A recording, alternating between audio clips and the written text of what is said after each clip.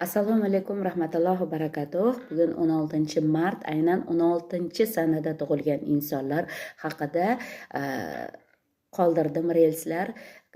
Podpiska tugmasini bosing va kontentimga kiring. Bu haqida ko'pgina yozib qoldirdim. Endi esa sizga aynan loyiha qo'shlik tomonidan tajribamga asosan bu energetikani jaydaricha hayotiy qilib tushuntirib beraman.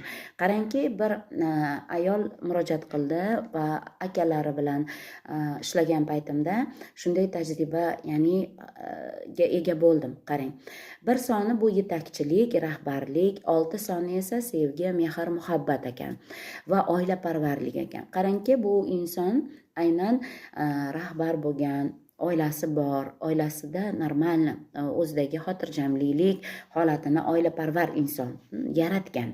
Lekin eski o'smir paytida bir sevgilisi bo'lgan va uni ota-ona olib bermagan. Buning oqibatida og'riq qolgan. Endi qarangki, bu yerda bitta katta sir yotadi. Har bir inson 16-energetikada, bu tug'ilgan kuningiz, bu ong sistemangiz, lekin sizda bu dannilaringiz ekanda, 1 bilan 6ni qo'shsangiz 7 bo'ladi. 7 kod energetikasini siz aynan o'z hayotingizdagi missiya, siz ana shunga aylanishingiz kerak. 7 kodini bilishingiz kerak. Bu sizga notanish, siz bunga o'tishingiz kerak, buni o'rganishingiz kerak.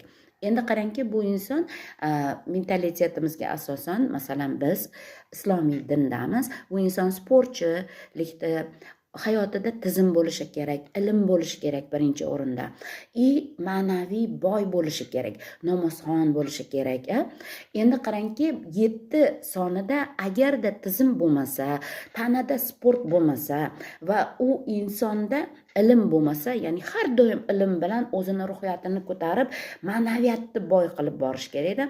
Bo'lmasa, bu insonlarda vayron qilish orqali ruhiyati o'sadi, baquvvat bo'ladi. Masalan, o'ta qiynalgan paytingizda Allohga bog'lanasiz. Biz masalan ruhiyatda minus energetikada ham, plus energetikada ham o'saveramiz, bilasiz buni.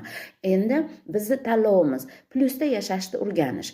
Endi siz minusda plusga aylantirishingiz uchun bu energetikani aynan sizni qanday bo'lishingiz kerak ekan vayron qilgan o'zi, ota-onasida emas gap.